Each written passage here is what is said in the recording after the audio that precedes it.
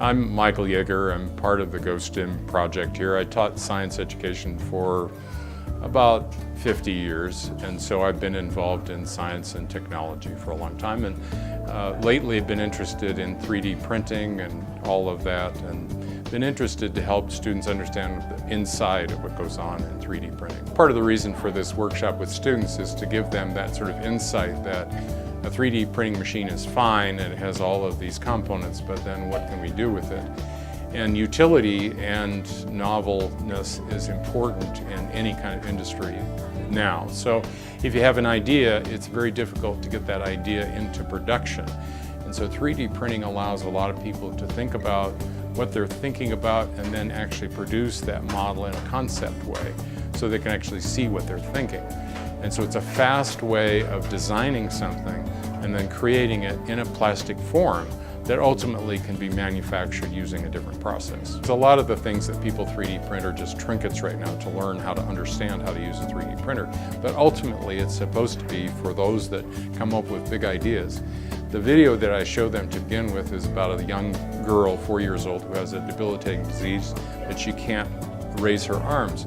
And so in order for them to figure out how to solve the problem, they had to design something that could be quickly tested. So they designed plastic parts to assemble on her arm, and then they could attach rubber bands and test that model. If it didn't work, they could test another design. So ultimately they were able to custom fit a prosthetic for her so that it would work.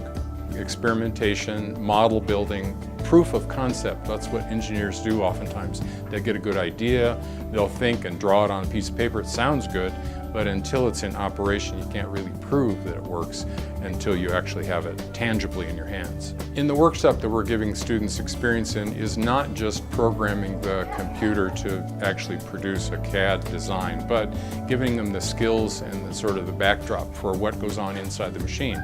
So they get experience with the electronics, for example, learn how to solder, learn how to put a circuit board together.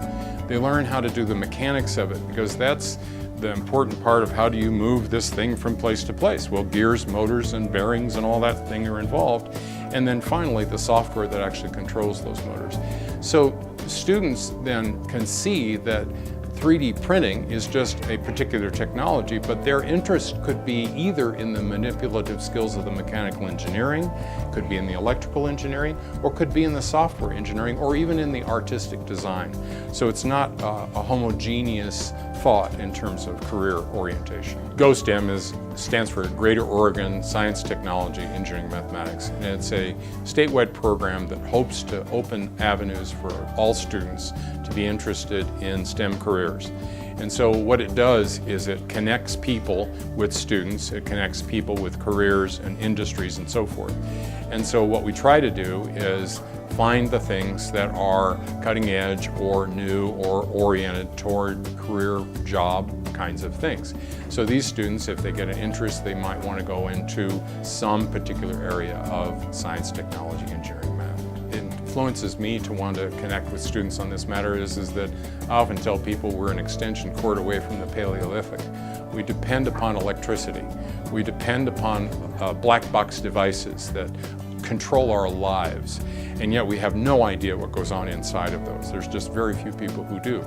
And the other thing is that we are also controlled by hydraulics, pneumatics, and all these other systems, and yet we treat them like if they go down, we either throw them away or find some solution, other solution.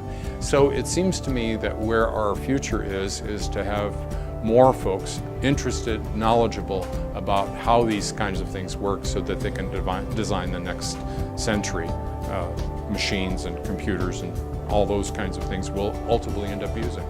One year we did one on drones. We've done one on just water pumps for third world countries, technology, simple technology for third world countries. We've done many other different kinds, so I tend not to do the same thing over and over again. We find a niche and find a compelling context where students can get engaged and reason and understand why they're learning what they're learning, and then we offer the science, the technology, the engineering, mathematics that supports them so that they see it in context. These kids can learn everything I know. They can acquire, because of their persistence, because of their interest, their intellects, they can learn anything. And so I want to give them confidence that they can learn anything. They can use tools like soldering irons and microprocessors and computers and electronics boards and plug things in and debug some problem or whatever. They can have confidence that they can learn stuff. But learning it in context, learning it for a reason, makes a big difference to students. So my passion is to say, here's the reason why we're learning it, and so here's what you need to know to be able to solve that problem.